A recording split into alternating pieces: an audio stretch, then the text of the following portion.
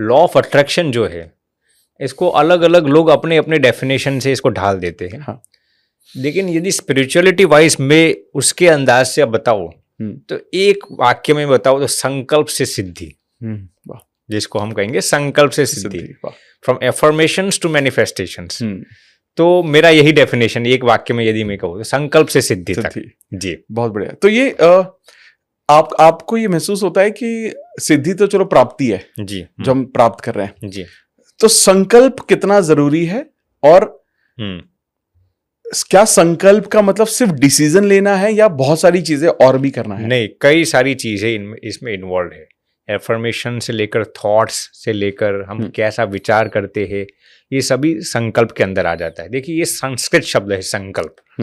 तो संकल्प सिर्फ महज विचार करना, कल्पना करना ऐसा नहीं है, इसके अंदर कई सारे पहलू है। यदि संक्षेप में आपको अमित भाई बताओ तो पहला हो गया हमारे थॉट्स, हाँ, दूसरा हो गया विजुअलाइजेशन जिसको हम परिकल्पना या कल्पना कहते हैं संस्कृत में, तीसरा हो गया हमारा लिखना जो होता है, हाँ, और चौथे हो गए हमारे वर्ड्स। वाह। तो ये चार चीजों से ये मेरा डेफिनेशन है, चार चीजों से आपका संकल्प बनता है। आप क्या विचार करते हैं, आप कैसा विजुअलाइजेशन करते हैं, आप कैसा लिखते हैं, क्या लिखते हैं, और आप क्या बोलते हैं। These 4 things incorporate your thoughts. वाह, आई थिंक ये तो मुझे लगता है सारा सारी है ये तो सारी चीजों का। तो आज के जमाने में जब एक इंसान जब बहुत सारी डिफिकल्टी महसूस करता है जी, हाँ, तो सही सोचना उसके लिए थोड़ा सा कठिन होता है जी, हाँ, क्योंकि उसकी आज की परिस्थितियां थोड़ी सी मुश्किल हैं। तो एक सही सोच को बनाना कैसे बनाया जा सकता है इसको? बहुत अच्छा प्रश्न पूछा अमित भाई आपने। देखिए सोच तो बहुत ही महत्वपूर्ण है। अब न्यूरोलॉजिकल रिसर्च ये कहता है अमित भाई कि normal person on average has approximately 70,000 thoughts per day. जी, करेक्ट, नॉर्मल पर्सन। रिसर्च ये भी कहता है कि out of that 99% of the thoughts are negative. Research claims that. Not only that, ये हार्वर्ड यूनिवर्सिटी का रिसर्च अमित भाई कि उसमें भी 90% थॉट्स रेपिटेटिव होते हैं। हाँ। यानी कि एक जैसे थॉट्स हम रिपीट करते हैं बार बार। अब आपने ये प्रश्न पूछा कि हाउ कैन वी इम्प्रूव और how can we make those thoughts positive. तो ये university of California at Los Angeles का रिसर्च है कि यदि आप केवल पॉजिटिव सोचते रहेंगे ना तो आपके विचार कभी पॉजिटिव नहीं होंगे।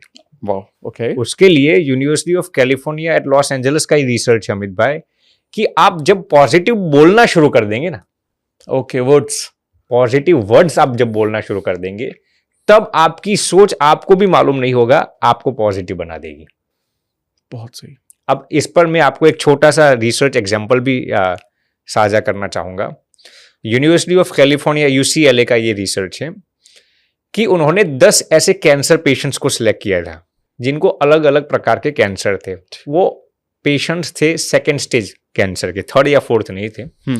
इसमें से कुछ प्रोस्टेट कैंसर के थे, कुछ बोन कैंसर के भी थे, कुछ कोलन कैंसर के थे, और इसमें से एक पेशेंट ब्रेन ट्यूमर का भी था। ओके। अब इनको हर दिन ऐसा कहने के लिए कहा गया, ऐसा नहीं कि मुझे कैंसर नहीं है, मुझे कैंसर नहीं है, क्योंकि जब आप ये भी बोलते हैं ना मुझे कैंसर नहीं है, मुझे इनडायरेक्टली आप यही मैसेज देते हैं मुझे कैंसर है। हाँ, राइट। लेकिन उन्हें ऐसा सिखाया गया कि आपको हर दिन ऐसा बोलना है मैं कितना स्वस्थ हूं। आज से 10 साल पहले जब आप स्वस्थ थे उसी की विजुअलाइजेशन करके आपको अपने आप को सुनाना है, एकांत में सुनाना है या फिर किसी दूसरे के सामने।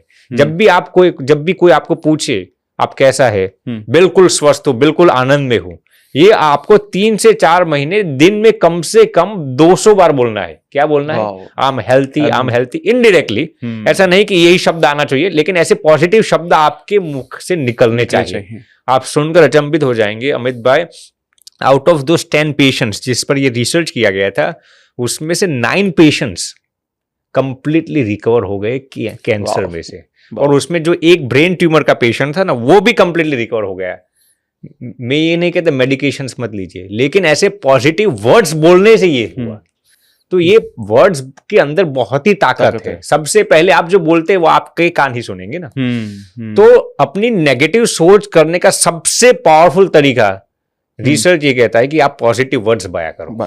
फैंटास्टिक। जी, बहुत, आई थिंक ये बहुत अच्छा बोला आपने जी कि सिर्फ सोचने से कुछ नहीं होगा, उनको वर्ड्स में ले आओ। वर्ड्स में ले आओ। जैसे आप वर्ड्स में लाओगे तो वो सारी चीजें अपने और अच्छे से होने लगेगी। और नेगेटिव वर्ड्स आप बिल्कुल यूज मत करो जो भी आप बात कर रहे हो उसमें। जी वाह, दिस इज अमेजिंग। और उसमें भी जैसे मैंने बताया अमित भाई, नेगेटिव वर्ड्स तो इस्तेमाल नहीं करना, लेकिन मैं बीमार हूं वो तो नहीं बोलना, लेकिन मैं स्वस्थ नहीं हूं वो भी नहीं बोलना। हाँ। या फिर मैंने पॉजिटिव स्टेटमेंट भी नेगेटिव तरीके से नहीं बोलनी। बिल्कुल सही है जी, बिल्कुल सही, बहुत सही जी सर।